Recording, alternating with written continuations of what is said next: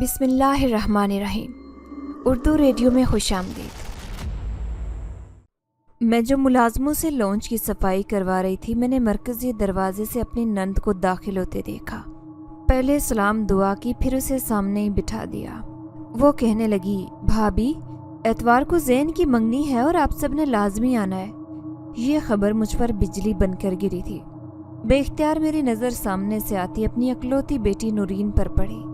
یہ سنتے ہی اس کی آنکھوں میں غصے کی تپش کو میں نے دور سے ہی دیکھ لیا تھا۔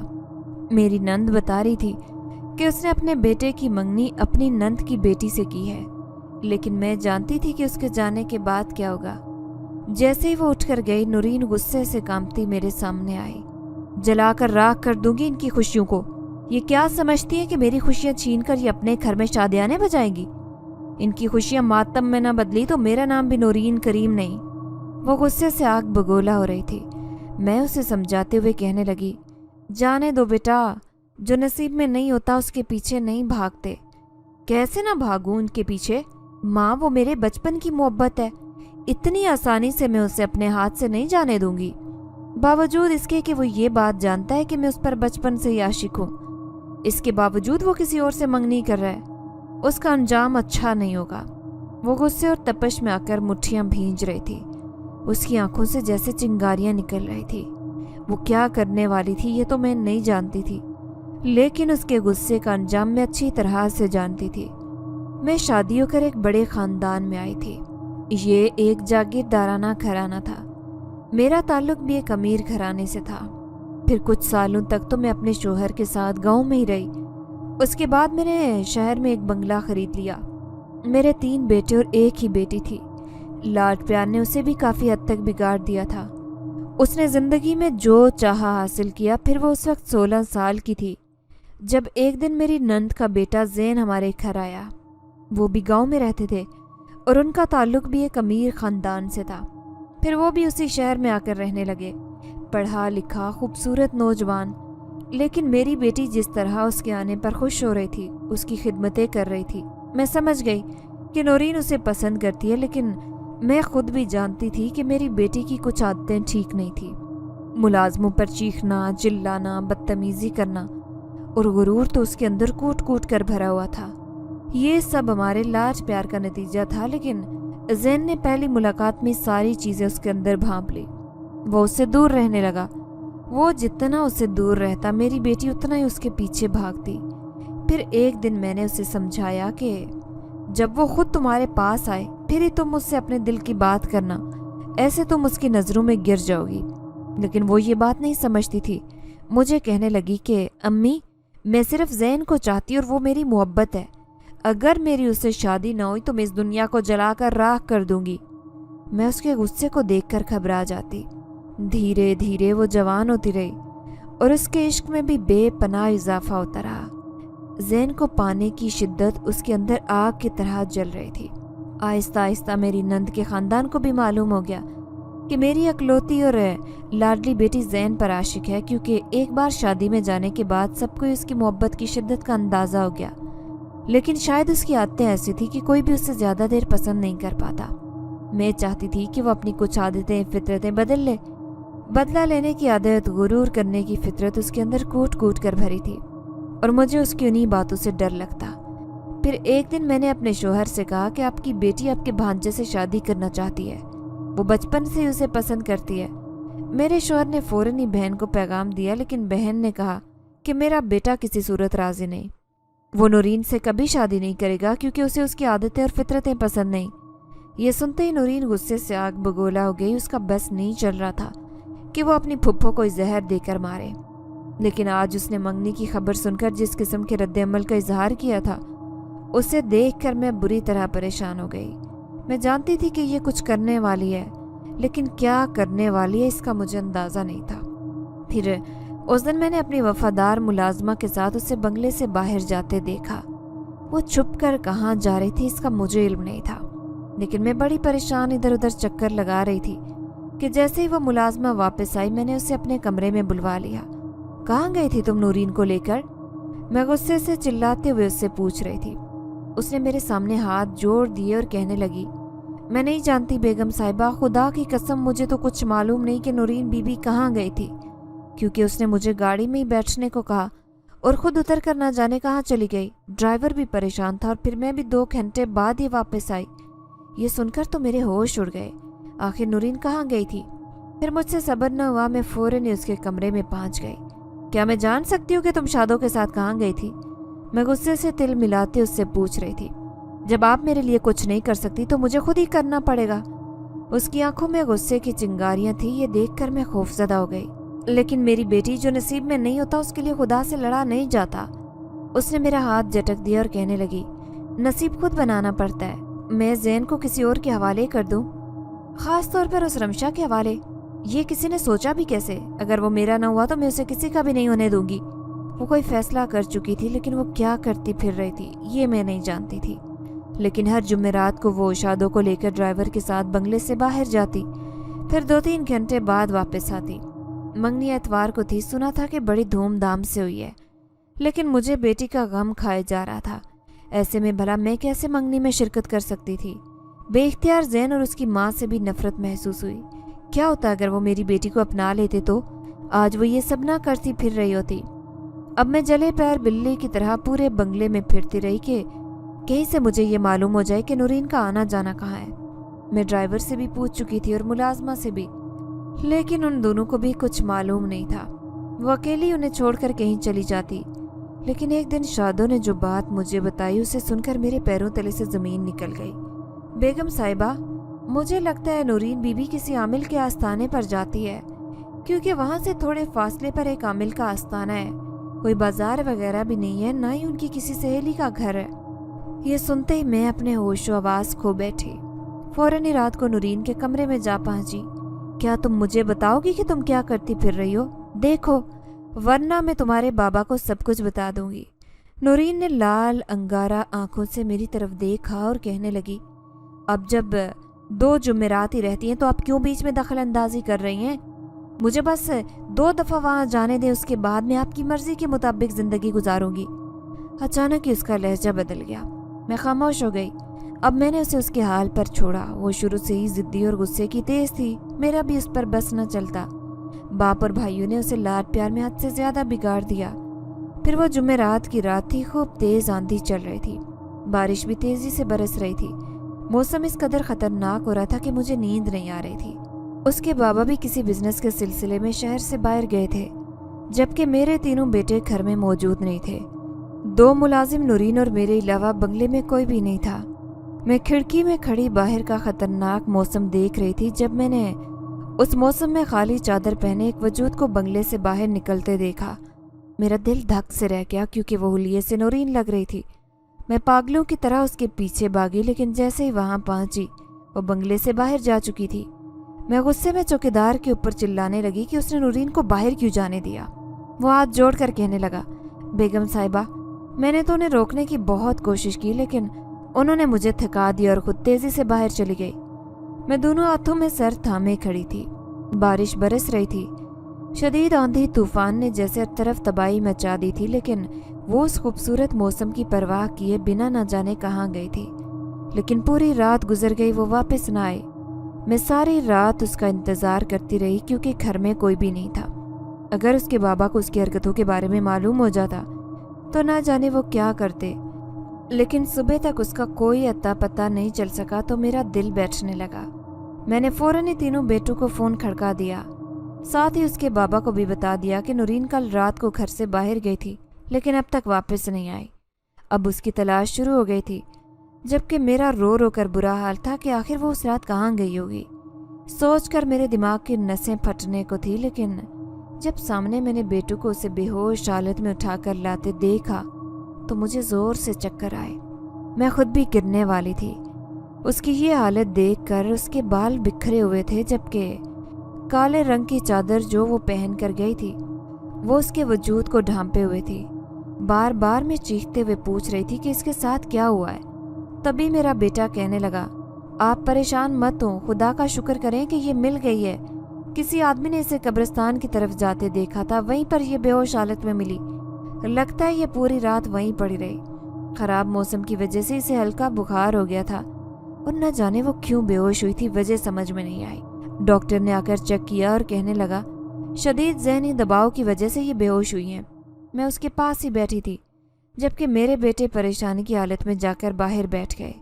जैसे ही उसकी आंख खुली तो फौरन झटके से उठी, गुस्से भरे लहजे में कहने लगी मुझे यहाँ कौन लेकर आया है।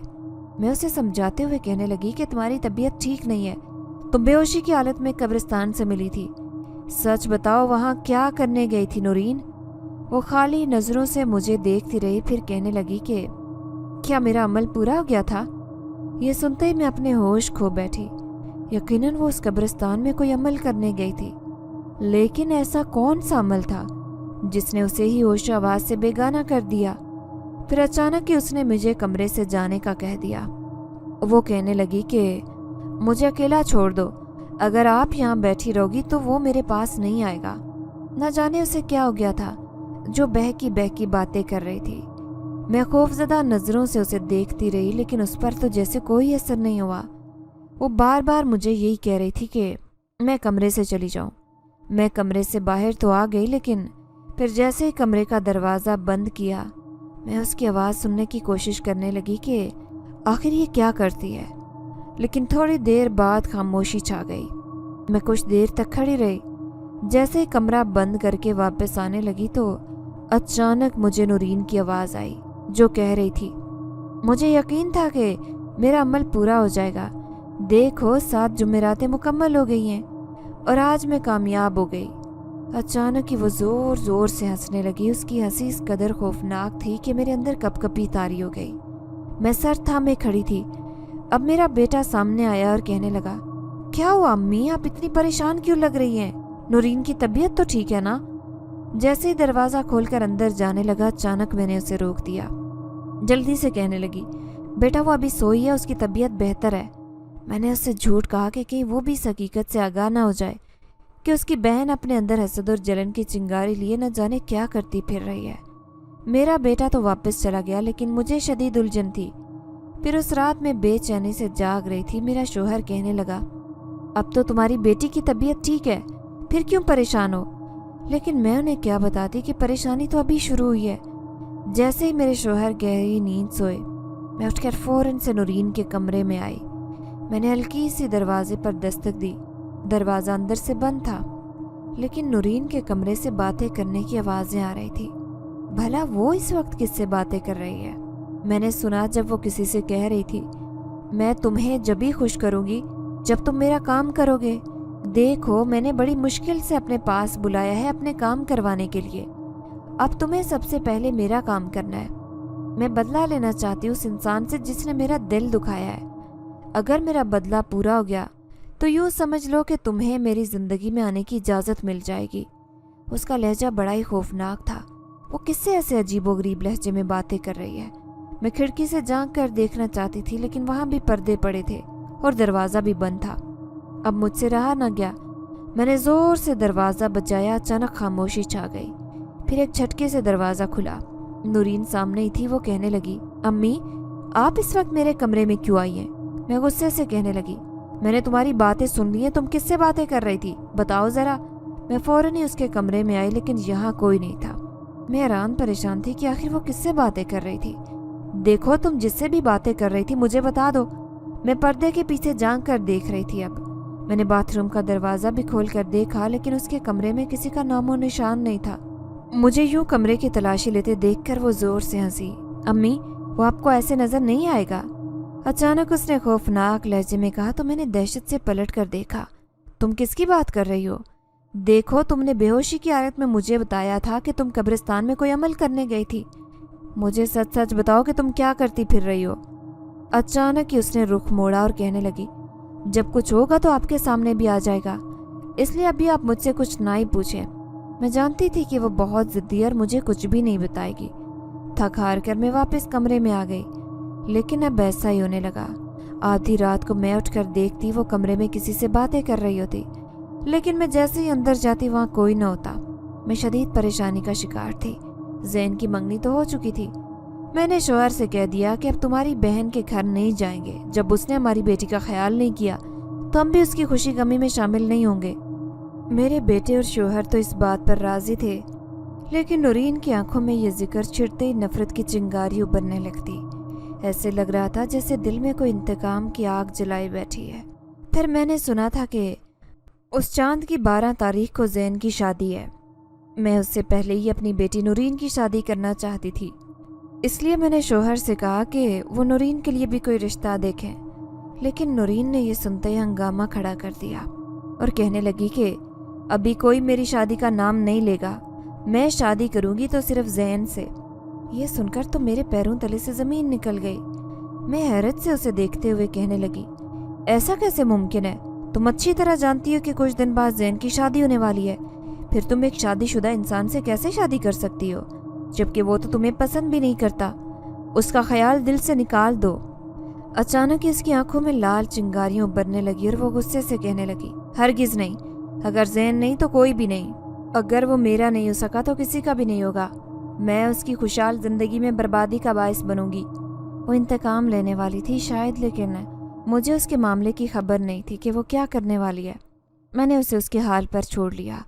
अब मैं बार बार उस परेशानी का शिकार थी कि आखिर उसने आमिल के पास जाकर ऐसा कौन सा अमल करवाया था जिसकी वजह से वह हर रात उसके पास आ जाता और वो किसी से खुफिया तौर पर बातें करती, इंतकाम लेने की बातें, हंस हंस कर किसी से गुफ्तगू कर रही होती कि जब मेरा मकसद पूरा हो जाएगा तो मैं तुम्हारे साथ चली जाऊंगी। मैं नहीं जानती थी कि वो कौन है, लेकिन हाँ, मेरे दिल में उसे जानने का तजस्सुस जरूर था। फिर वो दिन भी आया जब ज़ैन की बारात बड़ी धूमधाम से रवाना हुई, लेकिन हमारे घर से कोई नहीं गया। हालांकि मेरी नंद शादी का कार्ड लेकर आई थी। उसने मेरे शोहर और मेरी मिन्नतें की कि हमारे दिल में ऐसी क्या बात है जिसकी वजह से हमने मंगनी में शिरकत की और न शादी में शिरकत कर रहे हैं। लेकिन मुझे उस पर गुस्सा आने लगा। क्या वो नहीं जानती थी कि मेरी लाडली और अकलौती बेटी बचपन से उसके बेटे ज़ैन को पसंद करती है? फिर आखिर उसे मेरी बेटी के अंदर ऐसी क्या खराबी नजर आई जो उसने रिश्ता मंजूर नहीं किया? बावजूद उसकी मिन्नतों के हम फिर भी शादी में शरीक न हुए। लेकिन नूरीन उस रात बहुत बेचैनी से पूरी रात कमरे में चकराती रही। मेरे घर में काम वाली मुलाजमा की बहन मेरी नंद के बंगले पर भी काम करती थी।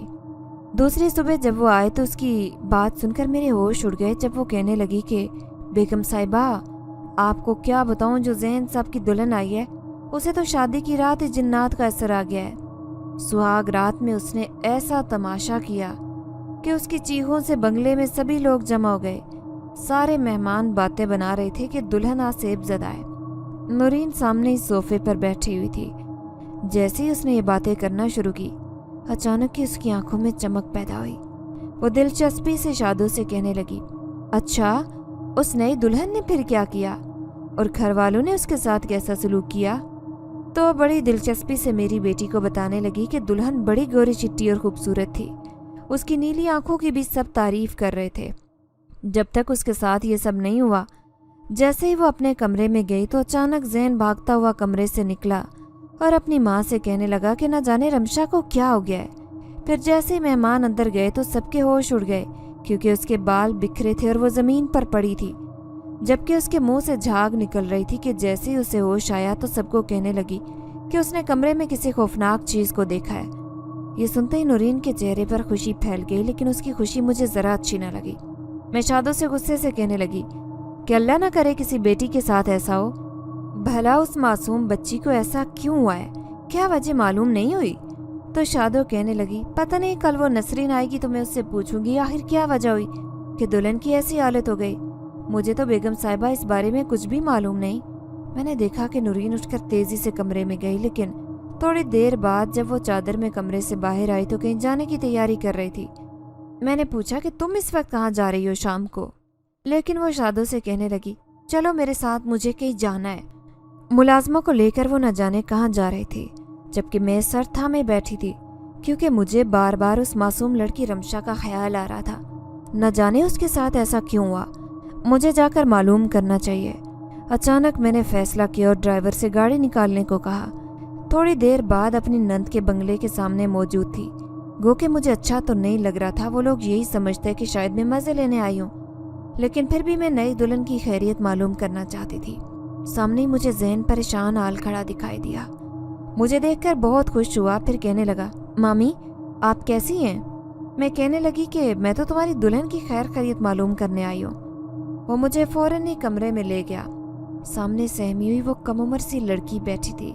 मैं उसे पहली बार देख रही थी, लेकिन सच में वो बहुत खूबसूरत थी। उसकी आंखों में मुझे खौफ साफ दिखाई दे रहा था। थोड़ी देर बाद मेरी नंद भी आ गई। फिर ज़िकिया मुझसे रोते हुए कहने लगी कि सब बातें बना रहे हैं कि मैंने ज़ैन की ज़िंदगी बर्बाद कर दी है। उसके लिए मैं एक ऐसी लड़की ले आई हूँ जो आसेब ज़दा है। लेकिन मेरा यकीन करो भाभी, मैं भला बेटे का बुरा क्यों चाहूँगी। रमशा को मैंने बहुत देखभाल कर ज़ैन के लिए पसंद किया है, लेकिन शादी की रात न जाने इसे क्या हुआ कि ये बुरी तरह से चीखें मारने लगी।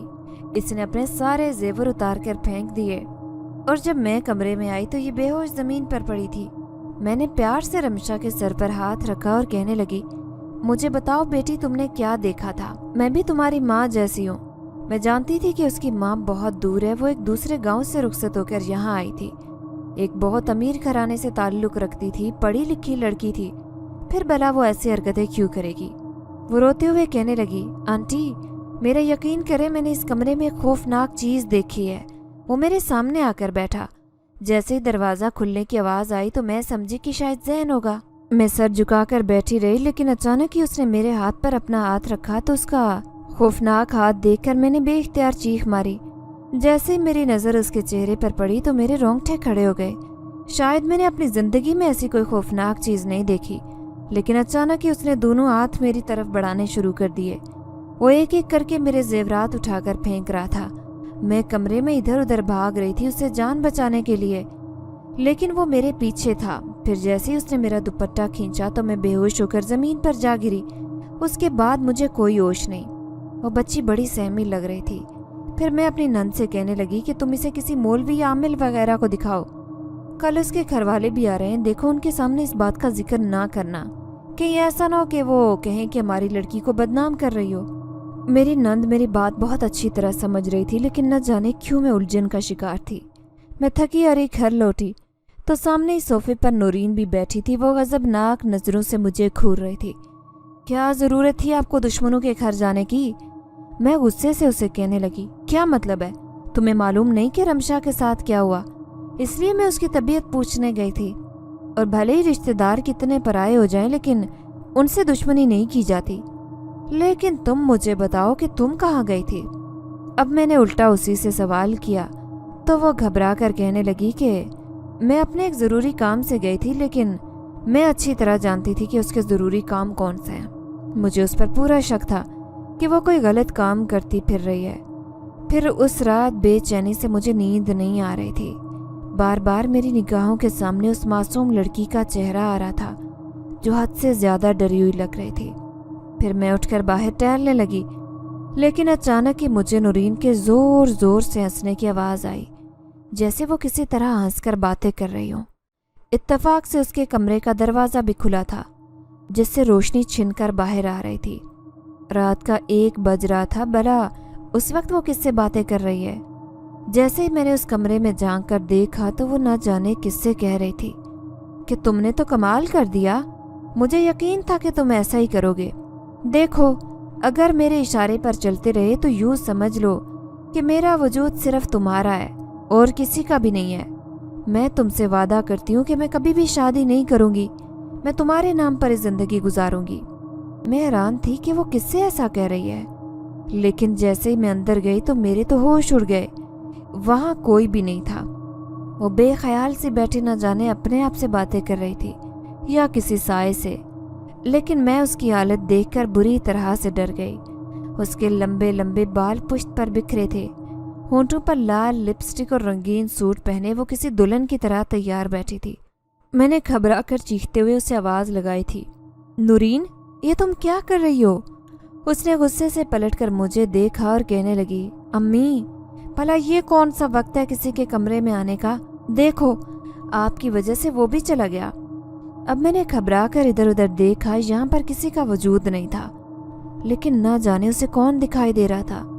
मैंने एकदम में उसे झिंझोड़ा और कहने लगी, तुम किसकी बात कर रही हो? तुम्हारे कमरे में तो कोई भी नहीं है।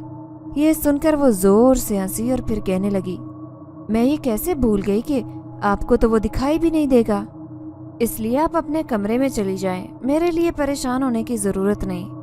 उसने मुझे ज़बरदस्ती कमरे से बाहर भेज दिया। میں شدید پریشانی کا شکار اپنے کمرے میں آ کر سر درد سے تڑپنے لگی۔ میں جان گئی تھی کہ ضرور وہ کچھ نہ کچھ غلط کرتی پھر رہی ہے۔ مجھے ایسے لگ رہا تھا جیسے جو زین کی دلہن کی حالت ہوئی تھی وہ سب بھی نورین نے کروایا ہے۔ کہیں نہ کہیں اس نے کوئی غیر فطری کام کرنے تو نہیں شروع کر دیے ہیں۔ اس دن بھی یہ بے ہوشی کی حالت میں کہہ رہی تھی کہ وہ اس پرانے قبرستان میں کوئی عمل کرنے گئی ہوئی تھی۔ اب مجھے پورا یقین تھا کہ ضرور اس نے کچھ کروایا ہے۔ یہی بات جاننے کے لیے دوسرے دن میں شادو سے کہنے لگی، اس دن تم مجھے بتا رہی تھی کہ نورین اس جگہ پر جاتی ہے جہاں دور ایک عامل کا آستانہ ہے، تم میرے ساتھ چلو، مجھے وہ جگہ دکھانا۔ شادو گھبرا کر کہنے لگی، لیکن بیگم صاحبہ، نورین بی بی نے مجھے دیکھ لیا تو وہ مجھے تو جان سے مار دیں گی، کیونکہ انہوں نے تو سختی سے منع کیا تھا کہ میں یہ بات کسی کو بھی نہ بتاؤں۔ میں غصے سے اسے کہنے لگی، وہ نادان لڑکی ہے، ابھی ایسے اس باتوں کی اس کو سمجھ نہیں ہے، لیکن میں نورین کو کچھ بھی پتہ چلنے نہیں دوں گی، بس تم میرے ساتھ چلو۔ میں نے اسے زبردستی اپنے ساتھ ہی گاڑی میں بٹھا لیا تھا۔ پھر آدھے گھنٹے کے سفر کے بعد جب وہ جگہ آئی تو شادو تو خوف کے مارے وہیں بیٹھی رہی، لیکن اس نے مجھے بتا دیا تھا کہ یہاں سے تھوڑی ہی دور تھی وہ جگہ، وہ عامل کا آستانہ ہے جہاں پر نورین بی بی جاتی تھی۔ اب میں پاگلوں کی طرح اس عامل کے اس آستانے کو ڈھونڈتی ہوئی پھر رہی تھی۔ تبھی دور سے مجھے عورتوں کا ایک ہجوم نظر آیا تو میں فوراً ہی سمجھ گئی تھی کہ یہی تو وہ جگہ ہے جہاں پر نورین آتی رہی تھی۔ اب میں بھی یہاں پہنچ گئی تھی۔ پھر جیسے ہی میری باری آئی تو میں اپنا نقاب لگا کر اندر چلی گئی۔ اندر بیٹھا وہ عامل جس کی آنکھیں بڑی ہی عجیب و غریب اور چہرے سے بہت زیادہ وہ خوفناک لگ رہا تھا۔ مجھے اسے دیکھ کر بے اختیار خوف آیا تھا، کیونکہ اس کے کپڑے بہت میلے کچیلے تھے۔ اب میں اسے کہنے لگی کہ مجھے کسی کے بارے میں معلوم کروانا ہے، ایک لڑکی ہے۔ میں نے اس کے چہرے کے تاثرات بتائے اور وہ عامل کہنے لگا، ہاں ہاں، وہ لڑکی آپ کے پاس آتی تھی، اس کی عمر 21-22 سال ہے، سچ سچ بتائیں کہ وہ کس سلسلے میں آپ کے پاس آتی تھی؟ اس نے مجھے ایک جھٹکے سے سر اٹھا کر دیکھا اور کہنے لگا، ہم کسی کا راز کسی کے سامنے نہیں بتاتے، کیونکہ اس کام کے بدلے میں ہم نہ صرف لاکھوں روپے لیتے ہیں بلکہ سونے کے زیورات بھی لیتے ہیں۔ میں غصے سے اسے کہنے لگی کہ میں لڑکی کی ماں ہوں، اگر آپ نے مجھے نہیں بتایا تو میں جا کر پولیس میں رپورٹ درج کروا دوں گی کہ آپ نے میری بیٹی کے ساتھ کچھ غلط کام کیا ہے، کیونکہ وہ مجھے کچھ عرصے سے سخت بیمار لگ رہی ہے۔ یہ بات سن کر تو عامل گھبرا گیا اور کہنے لگا، ہم نے اس کے ساتھ کچھ بھی غلط نہیں کیا، وہ بہت بھاری زیورات لے کر آئی تھی، لیکن اسے ہم سے کام کروانا تھا۔ کیا تم اسے جانتی ہو کہ ہم جنات کے ذریعے لوگوں کے کام کرواتے ہیں؟ میں نے بھی اسے اس کا کام کیا ہے، ایک جن ذات کے ذریعے۔ دراصل وہ لڑکی کسی کے پیچھے ایک جنات کو لگانا چاہ رہی تھی، اس نے خطرناک عمل کیا اس کے لیے اور پھر اس کا مقصد پورا ہو گیا۔ بدلے میں اس نے مجھے بہت سارے زیورات دیے تھے۔ یہ سن کر تو میرے پیروں تلے سے زمین بھی نکل گئی۔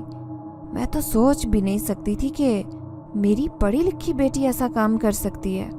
میں اسے کہنے لگی، لیکن کیا اس نے یہ عمل کرواتے وقت کوئی نام بھی بتایا تھا؟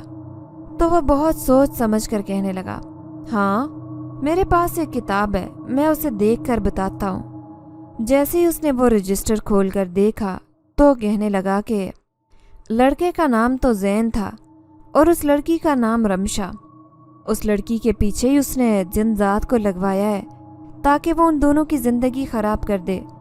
اب تو میرے صحیح معنوں میں ہوش اڑ گئے تھے، میں کچھ بولنے کے قابل بھی نہیں رہی۔ میں سوچ بھی نہیں سکتی تھی کہ میری بیٹی یوں ان کی زندگی برباد کر دے گی۔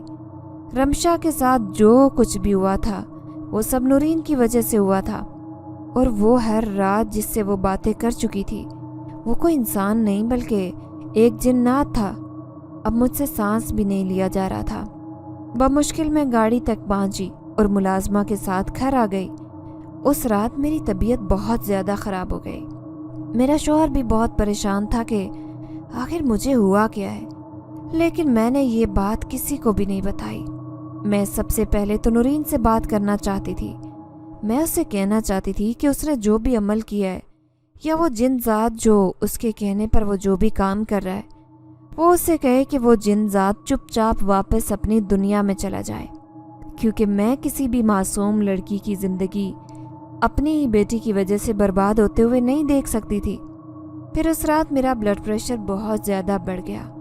2 دن تک تو میں بستر پر لیٹی رہی۔ میں تو کچھ بھی بولنے کے قابل نہ رہی تھی۔ حالانکہ نورین میرے پاس آئی تھی، وہ میری طبیعت پوچھ رہی تھی، لیکن بہت خوش لگ رہی تھی، کیونکہ میں نے اپنی ملازمہ کی زبانی سن لیا تھا کہ رمشا کو زین نے واپس اس کے گھر پر بھیج دیا ہے، کیونکہ اس کا کہنا تھا کہ رمشا ایک ذہنی مریض لڑکی ہے، ہر رات کو بری طرح سے چیخیں مارتی ہے، کسی کو دیکھ کر ڈر جاتی ہے، یہ سب وہ ڈرامہ کر رہی ہے۔ شاید وہ تو پہلے سے ہی کسی اور پر عاشق تھی اور کسی اور سے محبت کرتی تھی۔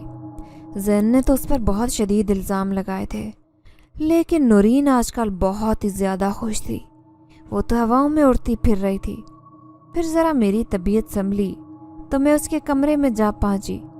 اس رات میرا شوہر گھر پر نہیں تھا، جبکہ اس کے تینوں بھائی بھی کاروبار کے سلسلے میں کہیں دوسرے شہر گئے ہوئے تھے۔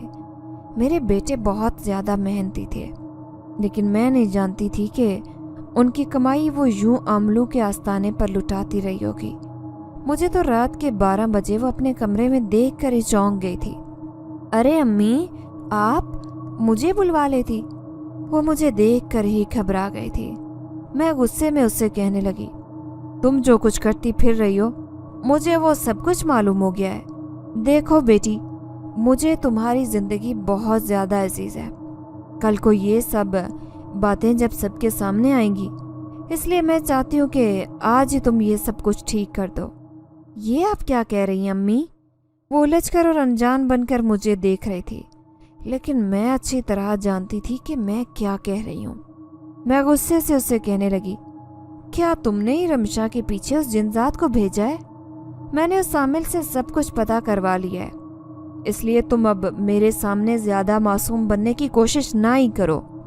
نورین، میں نہیں جانتی کہ یہ برائی کب تمہارے اندر پلنے لگی اور تم نے اس برائی کے ہاتھوں مجبور ہو کر 2 لوگوں کی پوری زندگی خراب کر دی۔ نورین چند لمحے کے لیے تو خاموشی سے مجھے دیکھتی رہی، پھر وہ کہنے لگی، اگر آپ کو سب کچھ معلوم ہو ہی گیا ہے تو یہ بھی معلوم ہونا چاہیے تھا کہ اس کام کے بدلے میں نے اس جن ذات سے کیا وعدہ کیا ہے کہ جب وہ میرا کام کر دے گا تو میں بھی اس سے کبھی شادی کا نام نہیں لوں گی، بلکہ میں اس جن ذات کے نام پر اپنی زندگی گزاروں گی۔ یہ سن کر تو میں دھک سے رہ گئی تھی۔ میں غصے میں اس سے کہنے لگی کہ یہ تم نے کیا کیا؟ ایسا کبھی بھی نہیں ہو سکتا، یہ سب تو کتابوں میں لکھی کہانیاں ہوتی ہیں، حقیقت میں ایسا کچھ بھی نہیں ہوتا۔ دیکھو، تم ہر رات جس سے بھی باتیں کرتی ہو اس سے کہو کہ وہ واپس اب اپنی دنیا میں چلا جائے، ورنہ میں کسی مولوی یا عامل کا پتہ کرواتی ہوں، پھر تمہیں اس کے پاس ہی لے کر جاؤں گی۔ تبھی اچانک وہ میرے قدموں میں گر گئی اور کہنے لگی، اب ایسا ممکن نہیں ہے، کیونکہ اس کے لیے میں نے ایک بہت زیادہ سخت عمل کیا ہے۔ اگر آپ نے اس عمل کے اوپر کچھ اور کیا تو میری تو ساری زندگی برباد ہو جائے گی۔ وہ بے بسی سے رو رہی تھی، جبکہ میں تو دونوں ہاتھوں میں سر تھامے بیٹھی ہوئی تھی۔ یہ اس نے اپنے ساتھ کیا کیا ہے، لیکن میں اپنی جوان بیٹی کی زندگی بھی خراب ہوتے ہوئے نہیں دیکھ سکتی تھی۔ وہ ہر رات اس کے کمرے میں آتا۔ پھر ایک دن میں نے اس سے پوچھا کہ وہ کون ہے، تو اس نے سر جھکا کر کہا کہ وہ زین سے نفرت کے ہاتھوں اس قدر مجبور ہو گئی تھی۔ پھر اس نے وہ ایک عامل کے پاس جا پہنچی جس کا پتہ اس نے اپنی ایک دوست سے ہی لیا تھا۔ عامل نے اسے بھاری سونے کے زیورات لیے اور پھر اسے ایک عمل کرنے کو کہا جو اس نے قبرستان میں جا کر کرنا تھا۔ وہ پوری 7 راتیں 7 جمعرات تک وہ یہ عمل کرتی رہی، لیکن اس نے اس جمعرات میں بہت زیادہ تیز بارش ہو رہی تھی، وہ آخری جمعرات تھی۔ اگر اس دن وہ عمل کرنے نہیں جاتی تو اس کا سارا عمل ضائع ہو جاتا، اس لیے اس کا جانا بہت زیادہ ضروری تھا۔ پھر وہ وہاں پہنچ گئی، لیکن جیسے ہی وہ اس کے سامنے آیا تو وہ تو خوف کے مارے وہیں پر بے ہوش ہو گئی تھی۔ پھر بھی جب وہ اس کے سامنے آتا رہا تو وہ اس سے اپنے کام کا کہتی رہی، لیکن وہ جن ذات کہنے لگا کہ اگر اسے اس انسانوں کی دنیا میں بلایا ہی ہے تو بدلے میں اسے کچھ لینا پڑے گا۔ میں حیران ہو گئی تھی کہ وہ کیا چاہتا ہے، لیکن جب اس نے کہا کہ وہ کسی آدمزاد لڑکی سے شادی کرنا چاہتا ہے جو لڑکی بہت ہی زیادہ خوبصورت ہو، اس کی یہی خواہش ہے، یہ سن کر تو میں ڈر گئی تھی۔ لیکن جب اس نے میرا نام لیا تو مجھے خوف محسوس ہوا، لیکن اپنا کام کروانے کی ہوس مجھ پر اتنی سوار ہو گئی تھی کہ میں نے اس سے وعدہ کر لیا، پھر وہ جب میرا کام کر دے گا تو میں اس سے شادی کر لوں گی، اس لیے میں اب کبھی بھی شادی نہیں کروں گی۔ اور میں نے زین کے ساتھ جو کچھ کیا وہ صحیح کیا، کیونکہ وہ اسی کا مستحق تھا۔ لیکن وہ جن زاد ہر روز تم سے ملنے آتا ہے۔ میں حیران پریشان اس سے پوچھ رہی تھی کہ وہ سر جھکا کر کہنے لگی، ہاں، کیونکہ وہ ایک شہنشاہ جنات کا بیٹا ہے، وہ ہر رات میرے کمرے میں آتا ہے مجھ سے ملاقات کرنے، لیکن جب بھی وہ رمشا پر حاوی ہوتا ہے یا اسے ڈرانے کی کوشش کرتا ہے تو مجھے بہت خوشی ہوتی ہے۔ جب اس کی وجہ سے زین پریشان ہوتا ہے، میں نے اس کی زندگی برباد کر دی ہے، اب وہ کبھی بھی رمشا کو اپنا نہیں سکے گا۔ میں نہیں چاہوں گی کہ کبھی بھی وہ اس کے ساتھ خوش رہے۔ اس کی آنکھوں میں غصے کی آہک تھی، جبکہ میں بے بسی سے سوچ رہی تھی کہ آخر مجھ سے نورین کی تربیت میں کہاں کمی رہ گئی تھی جو اس نے یہ سب کیا۔ وہ میری کوئی بات سننے کو تیار نہیں تھی، نہ ہی کسی عامل یا مولوی کے پاس جانا چاہتی تھی، بلکہ مجھے دھمکی دی کہ اگر میں نے اس کی یہ بات کسی کو بھی بتائی تو وہ ہمیشہ کے لیے گھر چھوڑ کر چلی جائے گی۔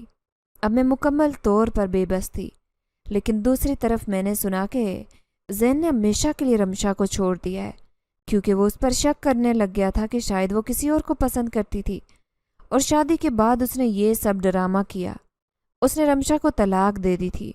لیکن ایک دن میری بہن جب زین کا رشتہ لے کر آئی اور ان کے لیے اس نے میرے سامنے ہاتھ جوڑ دیے اور کہنے لگی، بھابی، مجھ سے بہت بڑی غلطی ہو گئی ہے جو میں نے نورین کو زین کی زندگی میں شامل کیا، شاید اسی میں ہم سب کی خوشی تھی۔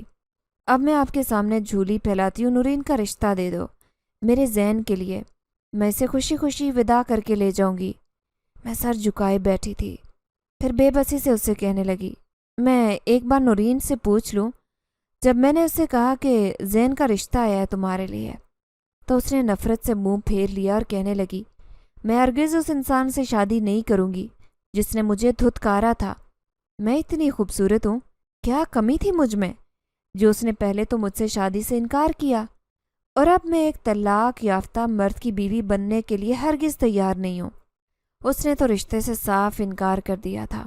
میں جان گئی تھی کہ وہ ایسا کیوں کر رہی ہے، وہ تو صرف اور صرف زین سے انتقام لینا چاہتی تھی، اور جب زین نے رمشا کو چھوڑ دیا تو اس نے اس سے شادی کرنے سے انکار کر دیا۔ اب میں کچھ بھی نہیں کر سکتی، لیکن میرا شوہر اور اس کے بھائی حیران تھے کہ آخر وہ ایسا کیوں کر رہی ہے۔ پھر اس رات میں نے دیکھا وہ کمرے میں بیٹھی چھپ چھپ کر رو رہی تھی، مجھے اس کے رونے پر بڑی حیرت ہو رہی تھی۔ میں تڑپ کر اس کے پاس گئی، نورین، کیا ہوا میری بیٹی، تم کیوں رو رہی ہو؟ تم نے اپنی مرضی سے تو اس رشتے سے انکار کیا ہے۔ تو وہ بلک بلک کر روتے ہوئے کہنے لگی، اس دن کے لیے تو میں نے بہت سالوں انتظار کیا تھا کہ کب زین میرے لیے رشتہ بھجوائے، لیکن اب میں بے بس ہو چکی ہوں۔ میں اب کبھی بھی اس سے شادی نہیں کر سکتی، اس لیے کیونکہ میں نے شادی نہ کرنے کا کسی سے وعدہ کیا ہے۔ یہ سن کر تو میرے رونگٹے کھڑے ہو گئے۔ میں یہ بات اچھی طرح جانتی تھی کہ وہ کس کی بات کر رہی ہے۔ پھر میں نے بہت زیادہ کوشش کی کہ میں اس سے پوچھ سکوں کہ آخر ایسا کیسے ہو کہ وہ جن زاد اس کی زندگی سے ہی چلا جائے، لیکن نورین کا کہنا تھا کہ اس نے اسے اپنی مرضی سے ہی اپنی زندگی میں بلوایا تھا، اس لیے وہ اب کبھی بھی واپس جانے کے لیے اسے نہیں کہہ سکے گی۔ لیکن ایک رات تو مجھ پر قیامت ہی ٹوٹ پڑی۔ جب میں نورین کے کمرے میں آئی تو وہ وہاں موجود ہی نہیں تھی۔ میرا شوہر اور میرے بیٹے غصے سے آگ بگولا ہو رہی تھے کہ نورین کہاں چلی گئی۔ میں خود بھی بہت زیادہ پریشان تھی کہ وہ آخر کہاں گئی ہے، کیونکہ سبھی جانتے تھے کہ وہ بچپن سے ہی زین کو پسند کرتی تھی، لیکن وہ گھر سے کبھی بھی بھاگ نہیں سکتی۔ پھر اس کے غائب ہونے کی آخر وجہ کیا تھی؟ یہ بات تو کسی کی بھی سمجھ میں نہیں آ رہی تھی۔ اب میں دن رات اس کی چیزیں دیکھتی، اس کی تصویروں سے باتیں کرتی، نہ جانے میری اکلوتی لاڈلی بیٹی کہاں چلی گئی تھی۔ مجھے تو بہت ہی زیادہ رونا آ رہا تھا۔ میں ہر وقت اس کی یاد میں روتی رہتی۔ بس وہ ایک بار میرے سامنے آ جائے تو میں اسے اپنے پاس چھپا لوں گی، لیکن وہ بنا بتائے بھلا کہاں جا سکتی ہے؟ جب ہی اچانک میرے ذہن میں جماکا ہوا، میں سوچنے لگی کہ کہیں وہ جنات کی دنیا میں تو نہیں چلی گئی ہے، اسی جن ذات کے ساتھ۔ میری بیٹی کی کہانی بھی بڑی ہی عجیب تھی۔ میری تو سمجھ میں یہی آئی تھی کہ وہ اسی جنات کے ساتھ کہیں چلی گئی ہے، کیونکہ اس نے اس سے وعدہ کیا تھا کہ وہ اس کے نام پر ساری زندگی بیٹھی رہے گی، کبھی بھی کسی سے شادی نہیں کرے گی۔ لیکن پھر کبھی کبھی سوچتی ہوں کہ ہو سکتا ہے کہ میری سوچ غلط ہو، کیا پتہ وہ کسی اور لڑکے کے ساتھ چلی گئی ہو۔ لیکن وہ تو زین کے ساتھ عشق کرتی تھی، پھر بھلا کسی کے ساتھ کیسے جا سکتی تھی؟ اگر آپ کو ہماری یہ کہانی پسند آئی ہے تو لائک کیجیے، شیئر کیجیے، اور اگر ابھی تک آپ نے ہمارا چینل سبسکرائب نہیں کیا تو اردو ریڈیو کو لازمی سبسکرائب کیجیے۔ ملتے ہیں اگلی ویڈیو میں۔ اللہ حافظ۔